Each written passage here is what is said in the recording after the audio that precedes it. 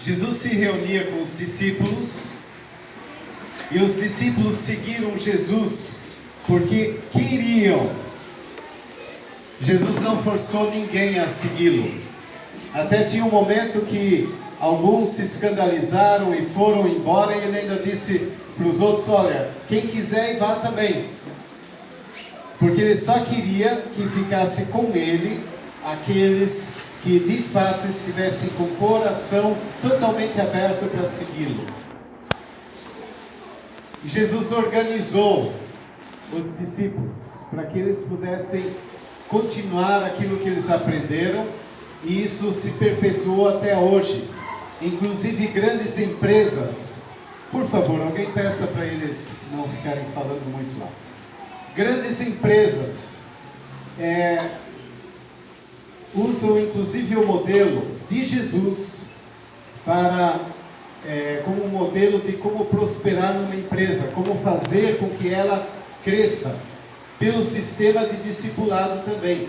Eu conheci uma empresa em Pompeia, São Paulo, chamada Jacto, que os donos são evangélicos pastores, alguns deles, e que montaram uma igreja toda organizada em células. E nós fomos visitar a empresa igualzinho à igreja, também em células.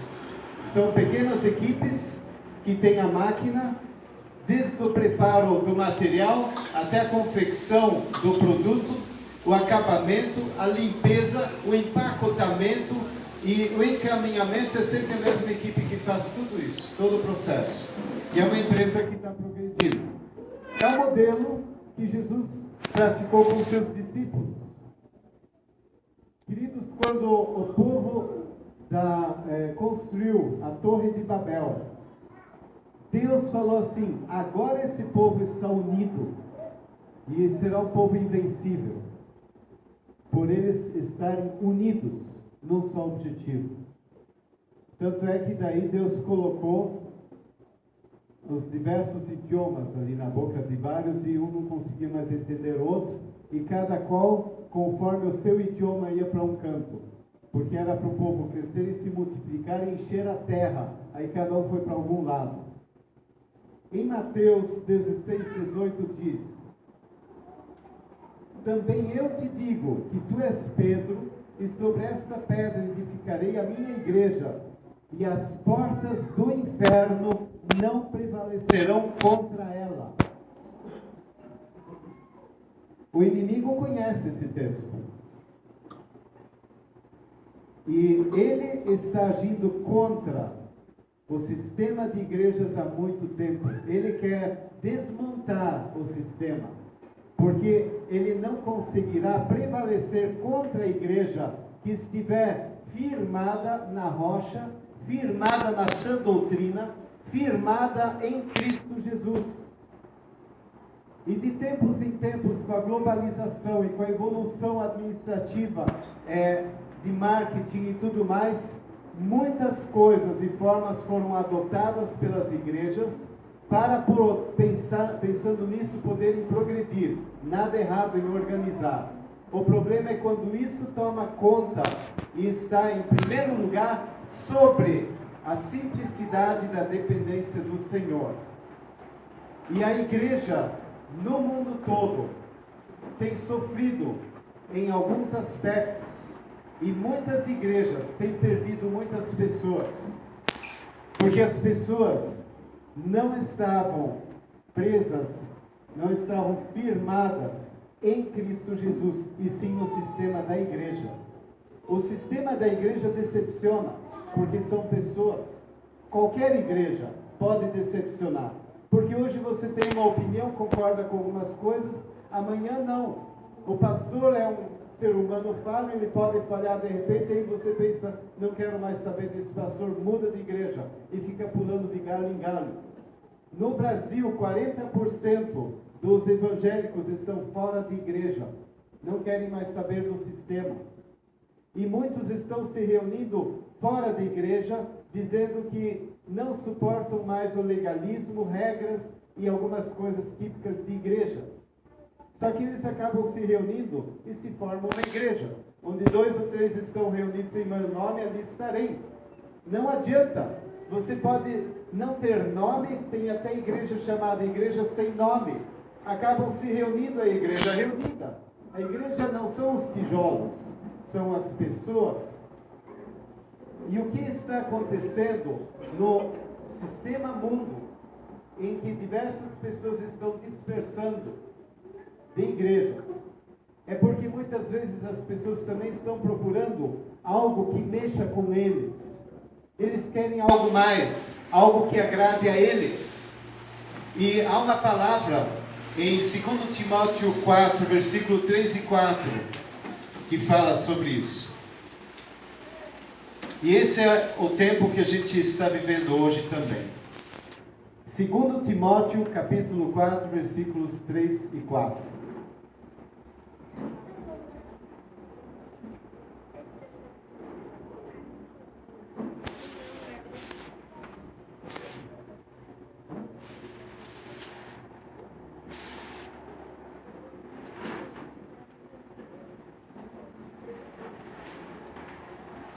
Em 2 Timóteo 4, 3 e 4 diz: pois haverá tempo em que não suportarão a sã doutrina. Pelo contrário, cercar-se-ão de mestres segundo as suas próprias cobiças, como que sentindo coceira nos ouvidos, e se recusarão a dar ouvidos à verdade, entregando-se a fábulas. De repente, há uma promessa de cura num lugar, há promessa de ganhar muito dinheiro. Em outro lugar, há lugares que toda hora estão falando coisas e revelando coisas que nem sempre vêm de Deus. Existem profecias e existem profetadas. Existem revelações e revelamentos. E as pessoas querem ouvir sobre elas, as pessoas estão correndo atrás. E o mundo está pregando cada vez mais sobre o humanismo. Em todos os lugares, faculdades, as pregações muitas vezes também estão indo nessa direção. Queridos, todos nós estamos na igreja para adorarmos ao nosso Deus. Não é para a gente ser o centro. Você não escolhe igreja onde você pensa, aqui é meu lugar, aqui é do meu agrado, o estilo do culto me agrada, o povo me agrada, são simpáticos, queridos, aqui sim. Isso ajuda. Mas o motivo principal pelo qual a gente vai para a igreja é para honrar e glorificar ao Senhor e queremos que Ele se agrade do culto que oferecemos. Não é para agradar você, é para agradar ao Senhor. E esse é o ponto que muitos não querem. Por isso muitos saem da igreja. Por isso muita gente não quer saber. Queridos, é fácil, liga a TV, ouve alguma pregação, faz alguma oração e pensa, agora eu já assisti um culto e está feita a minha parte nessa semana. Queridos, igreja é comunhão também. É relacionamento. É vivermos um para o outro. Esse é o objetivo pelo qual Deus criou igreja. Deus criou o homem para ter relacionamento com Ele. Assim, Deus criou a Eva para que Adão tivesse relacionamento com ela. E o relacionamento entre homem e mulher é comparado com o relacionamento de Jesus com sua igreja. E essa intimidade temos que ter com Deus e uns com os outros, no sentido de olharmos para o outro e sabermos, somos da mesma família, nós nos amamos, nós vivemos uns com os outros, apesar das nossas falhas. Toda pessoa é falha, só haverá perfeição na eternidade. E qual é o segredo da igreja bem-sucedida no sentido de relacionamento? É saber conviver com as diferenças. Da mesma forma, saber como somar as diferenças. Deus deu um dom diferente para uma pessoa, um dom diferente para outra, para que um pudesse edificar o outro. De repente, um tem dom da palavra, o outro tem dom de servir. O dom de fazer todo o esquema de preparar um ambiente agradável, uma festa. Tem cozinha que tem dom de servir. Não estão podendo falar na frente nem cantar, mas eles fazem uma refeição para a gente estar junto. Outros são usados por Deus em intercessão. Conseguem gastar horas e horas investindo em oração. Outros não conseguem orar mais que 5, 10 minutos. E para outros Deus mostra por tudo que eles devem orar. Outros cantam maravilhosamente. Outros sabem organizar alguma coisa. E assim a gente é enriquecido uns com os outros. E o que o inimigo está querendo? Destruir toda essa comunhão, destruir o uso dos dons, fazer com que as pessoas sejam assim mesmadas, as pessoas quererem tudo para si. Você não vai no culto só para bonito, você vai para trabalhar, para servir ao Senhor. Quando você está cantando, quando nós estamos cantando, nós estamos elogiando a Deus, falando das maravilhas dele, estamos glorificando ao Senhor. Eu estou me doando para que o Senhor se sinta feliz no nosso ambiente. Quando a igreja se preocupa em santidade, que é outra forma de cultuarmos a Deus, você se esforça, você está vigilante no teu viver, para que o teu viver seja um culto a Deus, agrade ao Senhor. E se tem pecados que precisam ser confessados, precisam ser colocados diante do Senhor, por amor a Deus, porque Ele é o centro da tua vida, você vai confessar e deixar de lado o pecado, porque você quer agradar ao teu Deus. Queridos, quando nós nos agradamos do Senhor, o Senhor vai ouvir nossas orações, o Senhor vai responder às orações, o Senhor vai conduzir a nossa vida em segurança. Nosso discernimento aumenta. A gente começa a perceber, puxa, isso é da vontade de Deus, porque a gente treinou a obedecê-lo. Quando a gente está treinado a desobedecer, fazer tudo que nos agrada, que não agrada ao Senhor, nós perdemos a clareza daquilo que é da vontade dele, porque ficamos confusos com o nosso barulho interior. E na Bíblia diz: aquietai-vos e sabei que eu sou o Senhor. Deus é o Senhor da nossa vida. Deus é o Senhor da nossa igreja. Deus é que edifica a igreja. E Ele será honrado nessa igreja e está sendo. Queridos, nós temos passado por várias fases na nossa igreja. Aquela fase da euforia, que é o começo, que começa a ouvir pessoas e está crescendo, ninguém vê defeito em nada, está tudo 10. Depois vem a fase da crise, onde nós vemos os defeitos, vemos as dificuldades, queremos comparar com outras igrejas onde frequentamos, começamos a perceber, puxa, não é bem assim, eu acho que lá era melhor, aqui não tem muita palavra, então vamos lá. Outro diz, aqui tem muita palavra, mas não tem muita profecia, então vamos não sei aonde. E você começa a zanzar para lá e para cá, aquilo que você está querendo, sendo que Deus tem para te dar. E se você não tem nessa igreja, de repente uma área, outra, ore. E quem sabe Deus quer até usar você para ter essa área. A igreja tem que ter evangelismo, a igreja tem que ter profecia. Tem que ter profecia, não é só de profecia do futuro ou revelação, mas a palavra. A igreja tem que ter ensino, a igreja precisa ter estruturação, missão, trabalho social. A igreja precisa poder trabalhar com famílias, com aconselhamento, com vida de casais, criação de filhos.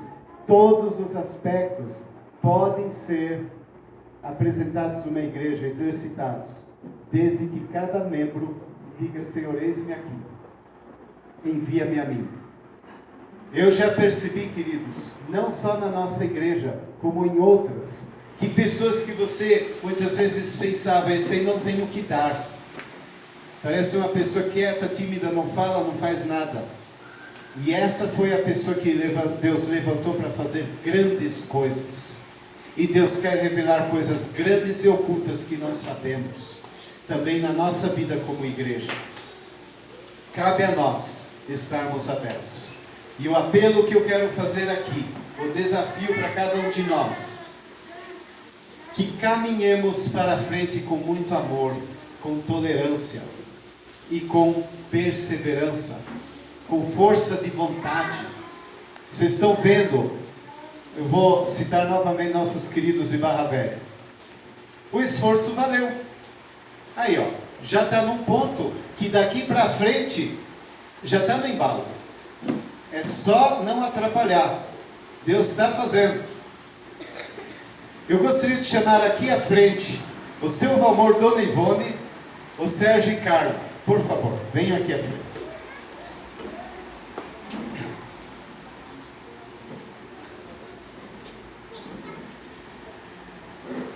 A família da Carla também. Jefferson, Kerlin. Vem aqui, Kerlin, você não vai escapar. Mas pode vir, traga também se quiser. É o seguinte, eu estou falando a Kerlin, porque a Kerlin, ela na época não era casada, não é que eu não queira que você venha, tá? Você chegou depois. Só quero apresentar aqui como a igreja começou. A igreja começou com um grupo na casa do Sérgio e Carla, onde ali a Kerlin tinha, acho que 13, 14 anos. Era novinha ainda. Eu lembro de uma cena, ela num lugar ali lendo a Bíblia, né? Estava levando bem a sério tudo. Aí o Sérgio e Carla convidaram a Dona Ivone, vem você também. Ele era mais novo na época, esse menino. Ele está filmando, né? Aí, o Fábio também estava ali. A igreja começou com eles convidaram essa família, e assim a nossa igreja começou. E, queridos, o que aconteceu depois? A igreja foi para um auditório, igual a igreja de Barra Velha. Nós estávamos no auditório bem chique, no prédio lá, né? Cafezinho no terraço, com cuca, tem fotos disso. Aí o que aconteceu depois? Fomos para casa do seu Valmor, Dona Ivone. E Fábio também, claro. Aí o culto continuou ali. Depois da nossa casa e viemos para cá. Então vocês veem, começou com a boa vontade. Agora, Barra Velha começou com eles. De novo, o casal. Então, eu não sei se vocês pretendem mudar para uma outra cidade, ainda não, né? Depende da onde Deus mandar, nós estamos indo. Então, eles têm coração de evangelista. Eles são daquele tipo de gente que começa a convidar, são super hospitaleiros, fico até bravo se a gente come em outro lugar, não na casa deles. É impressionante, né? Eu já recebi um puxão de orelha aqui. Aí, eles ficam convidando e dão carona, só tem a caminhonete, mas vão várias vezes, dão um jeitinho e vão e vêm. É uma forma de servir ao Senhor. E o que o Senhor fez? Acrescentou e está crescendo. E essa minha ovelhinha aí não existia na época. Deus aumentou de todo jeito, né? Com o acréscimo de outros e as famílias. E eu gostaria de honrar vocês aqui e agradecer a Deus pela vida de vocês. Eu quero pedir que a igreja se coloque de pé. E quero pedir que agora a Cláudia e o Cleverson venham à frente também. E quem faz parte da família aí, eu quero orar por vocês. Então, até cresceu com o acréscimo de cônjuges.